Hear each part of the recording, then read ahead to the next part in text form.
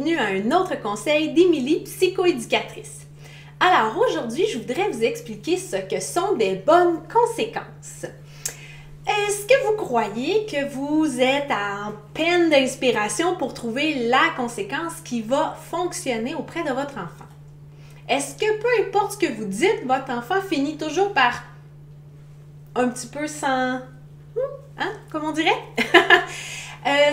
Moi, je pourrais vous dire, en fait, la première chose, une bonne conséquence est quelque chose que l'on met en application. Par exemple, si vous dites à votre enfant, si tu continues à faire ça, on va s'en aller, mais qu'il continue à le faire et que vous restez sur place. Si par exemple, vous dites à votre enfant, si ça continue, je vais t'enlever ton téléphone pendant 2 jours, puis que vous lui redonnez après une journée. Ça, ce ne sont pas des conséquences, malheureusement. Ça s'appelle des menaces. Puis qu'est-ce qu'une menace? C'est une conséquence que l'on ne met pas en application.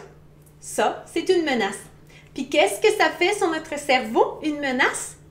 C'est comme gagner à la loterie! Parce que notre cerveau, même s'il sait qu'il ne gagnera probablement pas le gros lot au 649 ou à l'autre, peu importe quelle loterie vous jouez, vous allez quand même vous dire « Ouais, mais si c'était la bonne fois, c'est juste au cas où aujourd'hui, je gagnerais un petit quelque chose. » Puis c'est vrai que ça nous arrive. Ça nous arrive de gagner 2 $, 20 $, 100 $, un billet gratuit pour une autre chance de gagner plus tard. Ça, c'est de la loterie. Et ça s'appelle du renforcement intermittent. Des fois, ça nous arrive de gagner.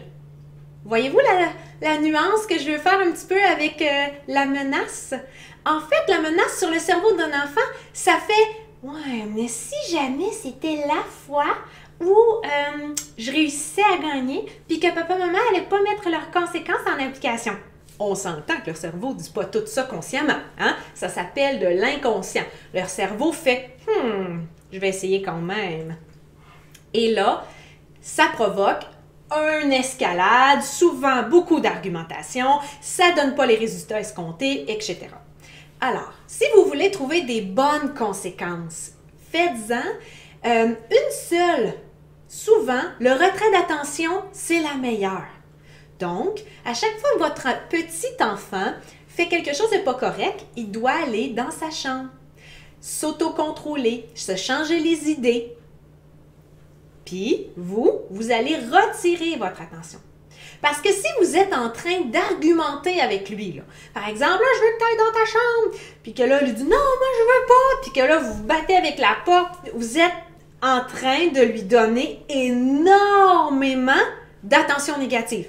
Vous renforcez son mauvais comportement en lui donnant énormément d'attention. Tandis que si vous êtes en train de lui dire « Va dans ta chambre, s'il te plaît, tu n'as pas écouté ma consigne », que lui, il rouspète et il ne fait rien, faites la technique du disque brisé. Je t'ai dit d'aller dans ta chambre, continuez vos choses. Donc, vous ne donnez pas d'autre attention.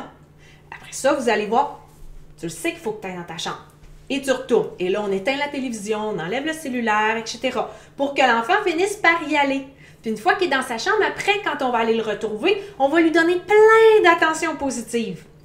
À la longue, il va savoir que s'il n'écoute pas la consigne, il n'y a rien d'autre qui va se passer de le fun. Et vous n'allez pas vous épuiser à argumenter contre lui. Et votre conséquence va toujours être la même. Ça va être facile pour votre enfant de savoir que quand il fait quelque chose de pas correct, il doit aller dans sa chambre pour se changer les idées et réfléchir. Et quand il fait quelque chose de correct, il y a beaucoup d'attention.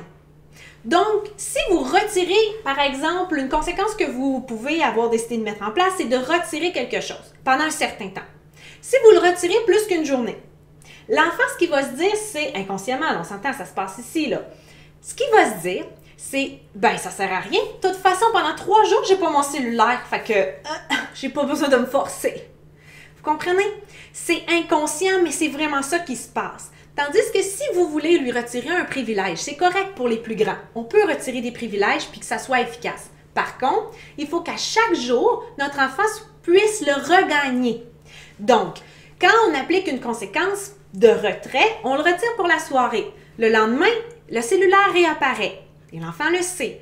Et c'est à lui à faire les bons comportements, à écouter vos consignes pour ne pas perdre son cellulaire. Là, ça devient motivant. Et il sait exactement quelle sera la conséquence.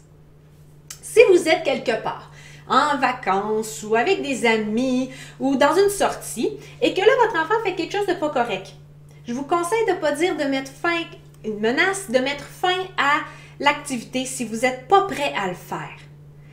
Ignorez plutôt son comportement. Comme ça, votre enfant ne se dira pas « Haha, j'ai gagné ». Non, il va plutôt se dire « Qu'est-ce qui se passe? » Puis ça va passer à autre chose. Comprenez? Alors, en conclusion, ce que je vous dirais, c'est d'établir une conséquence qui est assez probable et facile à mettre en place rapidement dans votre quotidien. Soyez clair, soyez répétitif, donnez pas d'attention négative face à un mauvais comportement et évitez les menaces. Je vous souhaite une excellente semaine et à la semaine prochaine pour un autre conseil d'Émilie, psychoéducatrice.